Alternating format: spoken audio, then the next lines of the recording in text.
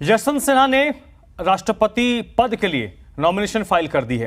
राष्ट्रपति के लिए यशवंत सिन्हा ने नामांकन कर दिया है। उनके नामांकन के वक्त राहुल गांधी, शरद पवार और मल्लिकार्जुन खड़गे मौजूद थे। विपक्ष के साझा उम्मीदवार हैं यशवंत सिन्हा, जिन्होंने आज विपक्ष के उम्मीदवार के तौर पर नॉमिनेशन फाइल किया है और उनकी टक्कर एनडीए की प्रत्याशी द्रौपदी मुर्मू से है। एनडीए की तरफ से द्रौपदी मुर्मू ने जिस वक्त नॉमिनेशन फाइल किया था, उनके साथ ये देखिए कई सारे नेता को सीपीआई के डी राजा नजर आ रहे हैं। मल्लिकार्जुन खड़गे एनसीपी, यानी कि यहाँ पर कांग्रेस, एनसीपी और वाम दलों में सीपीआई का समर्थन यशवंत सिन्हा को है। डी राजा आपको नजर आ रहे हैं।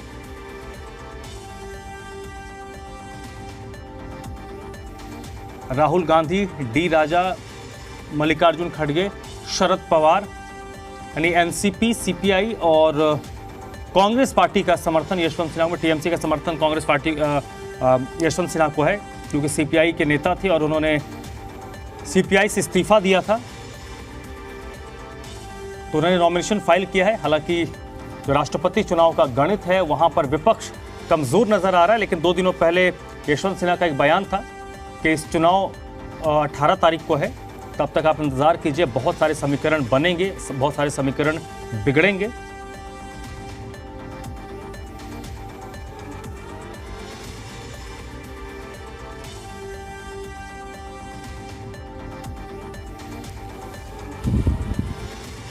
यशवंत सिन्हा, जो भारत के पूर्व केंद्रीय मंत्री,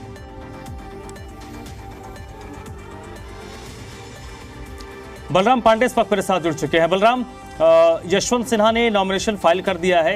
विपक्ष के पास यहां पर एक मौका था, लेकिन कई ऐसे विपक्षी चेहरे रहे जो ना द्रौपदी मुर्मू के साथ नजर आए और ना ही यशवंत सिन्हा के साथ नजर आए।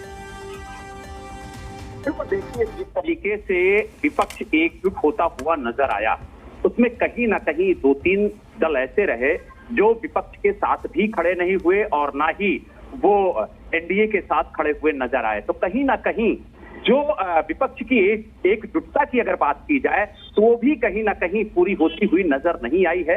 यही वजह है कि यशवंत सिन्हा के नॉमिनेशन में भी विपक्ष पूरी तरह से एकजुट नजर नहीं आया। हालांकि समाजवादी पार्टी के मुखिया अखिलेश यादव, शरद पवार समेत कई वरिष्ठ नेता वहां पर मौजूद थे। अगर हम कांग्रेस की बात करें तो मल्लिकार्जुन खड़गे भी वहां पर मौजूद थे। इसके अलावा और भी कई दलों के वहां पर नेता मौजूद थे। तो यानी कुल मिला के ये कहा जा सकता है कि विपक्ष एकजुट होने की कोशिश कर रहा था। और जिस तरीके से खासतौर से अगर हम बात करें तो विपक्ष एकजुट होकर प्रेसिडेंट कैंडिडेट को डिक्लेयर करने में लगा हुआ था, उसको लेकर के ये माना जा रहा था कि 2024 में विपक्ष एकजुट एक बार फिर होता हुआ नजर आएगा।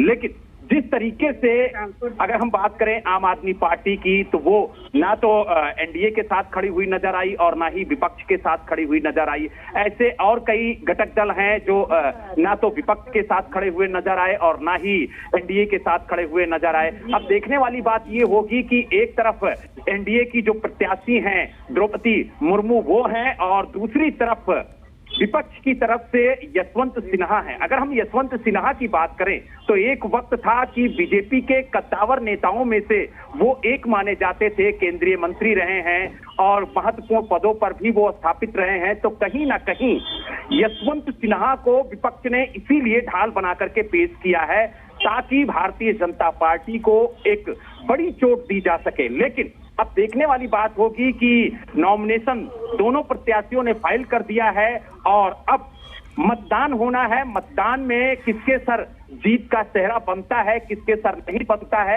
ये भी देखने वाली बात होगी। लेकिन जिस तरीके से बहुजन समाज पार्टी ने अंतिम दौर पर बीजेपी का साथ देने की बात की, खास तौर से एनडीए की जो कैंडिडेट हैं द्रौपदी मुर्मू को समर्थन देने की बात कही, तो उससे जो विपक्षी दल हैं उनकी नींद जरूर उड़ी है। अगर हम बीजेडी की बात करें तो उसने भी द्रौपदी मुर्मू को समर्थन देने की बात कही है। तो कहीं ना कहीं जो धीरे धीरे विपक्षी दल हैं वो भी एनडीए के साथ आते हुए नजर आ रहे हैं, क्योंकि एनडीए ने एक ऐसा चेहरा उतारा है जिसका समर्थन करना, चाहे वो मायावती जी हो या फिर बीजेडी हो, उन सब की मजबूरी है, क्योंकि वो एक महिला चेहरा है और खास तौर से आदिवासी चेहरा है, तो कहीं ना कहीं जो आदिवासी समाज की बात करती है पार्टी, जो आदिवासी उत्थान की बात करती है, तो उसके लिए भी इस समय पसोपेश की स्थिति है कि आखिरकार वो किसके साथ खड़ी हो, किसके साथ ना खड़ी हो। और यही वजह है कि इस पूरे